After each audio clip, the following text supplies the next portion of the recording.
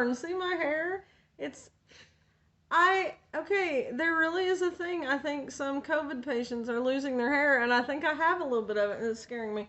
But I have little tufts of horns, so just know that I'm not satanic, that I am Christian. And anyway, Really? guys, I'm sorry, I'm loopy and this is what we're really like. Yes, this is us.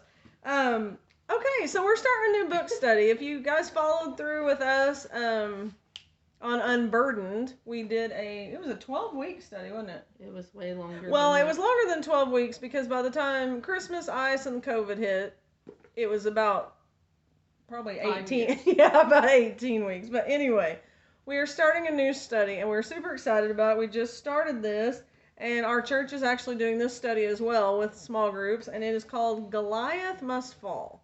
And we have Vanna White, yes.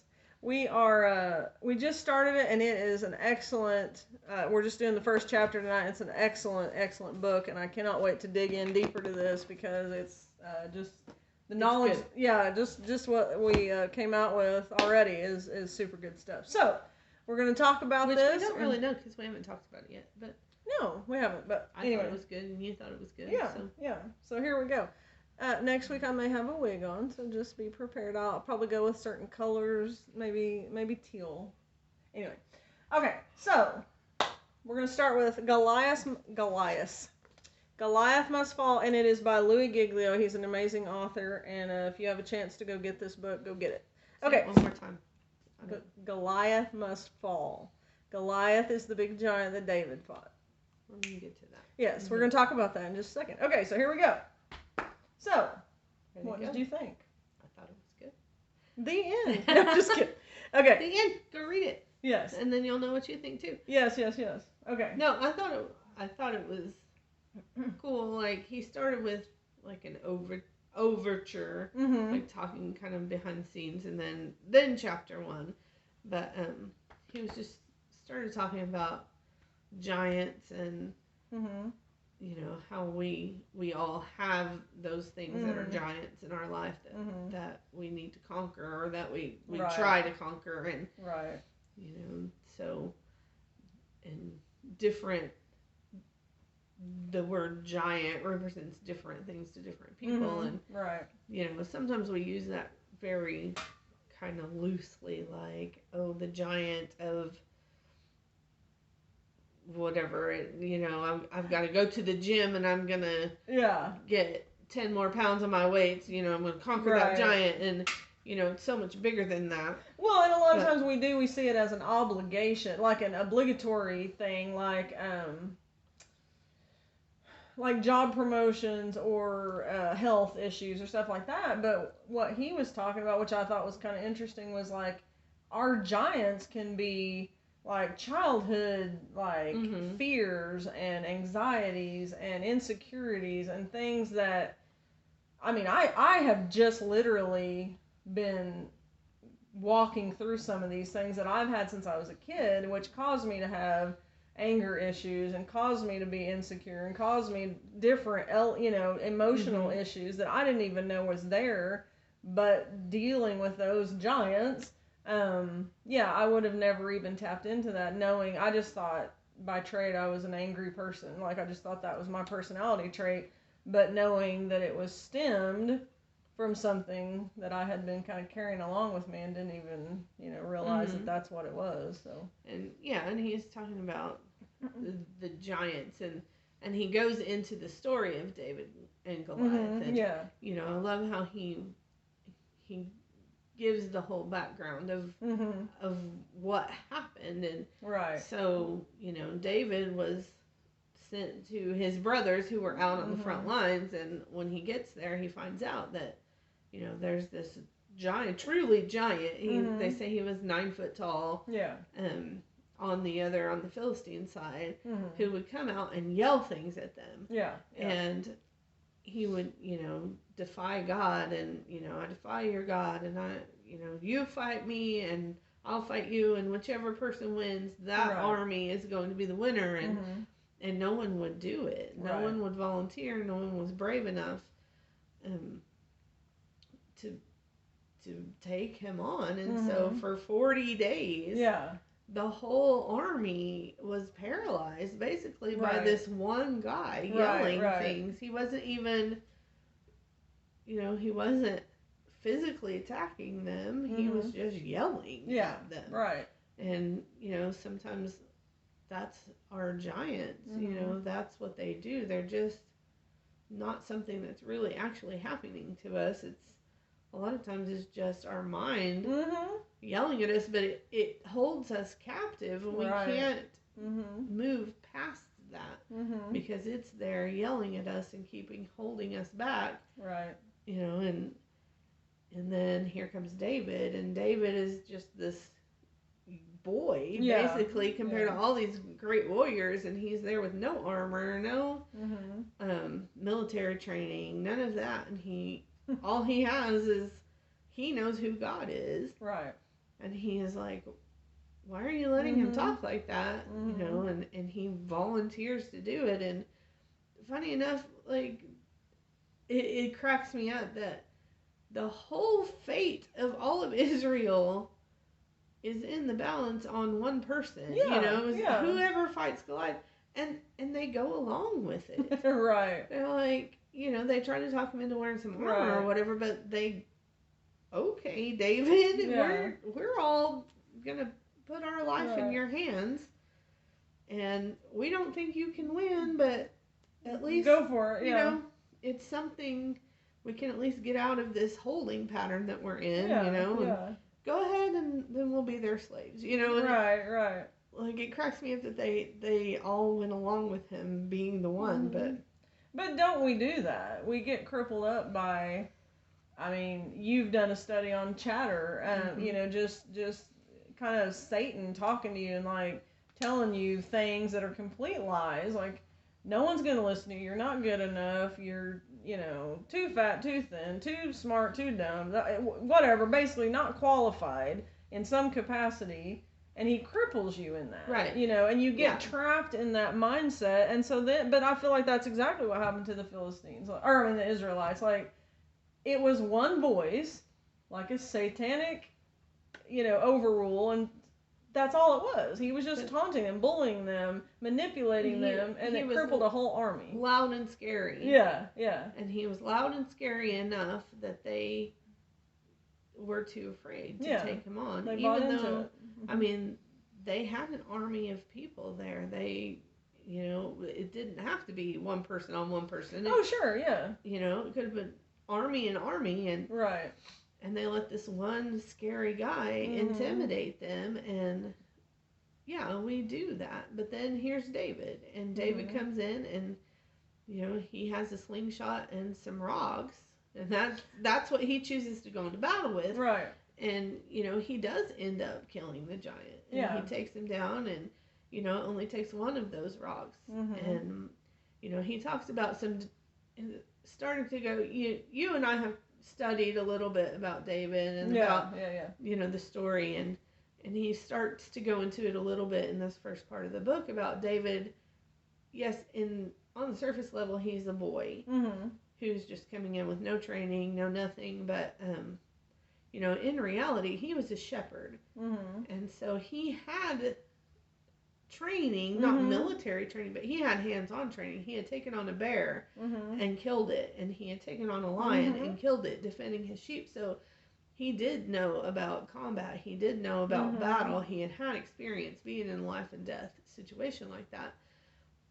Then something I hadn't really thought about before with David until I read it in this book is, the other thing that David did, he was a shepherd, but he also was a poet and a songwriter.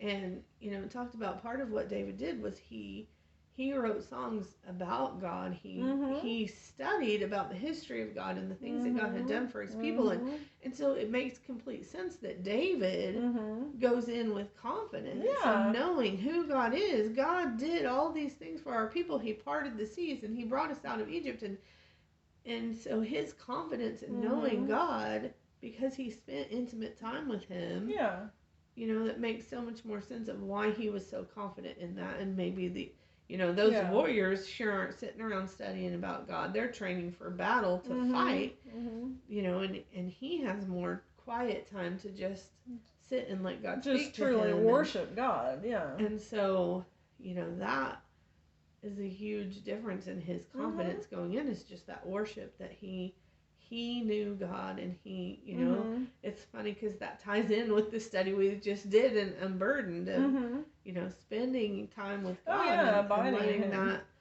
flow into everything else that you do. Right. So, I know. You talking about the things that the Israelite nation had gone through. I listed them out, but yes, he led them out of Egypt. He parted the Red Sea, got them to safety. He provided a cloud to shield the sun because they're in a desert, to shield them from the harms of the sun, and then at night provided a fire to keep them warm. I just listed these, so I'm just kind of reading them real quick. But he made water appear out of rocks. He rained down food out of heaven.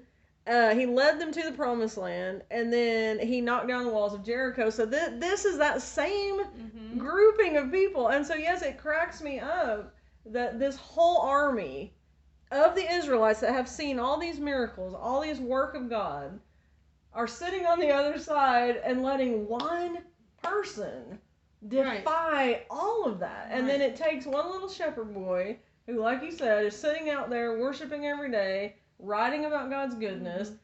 Yes, he was skilled and trained with that sling, and he could take care of those giants, those monsters out there that he had to protect his flock from. And then here we are, he goes to just take some food to his brothers, and he's like, wait, what? You're letting that guy, rule this? No, this ain't going to happen.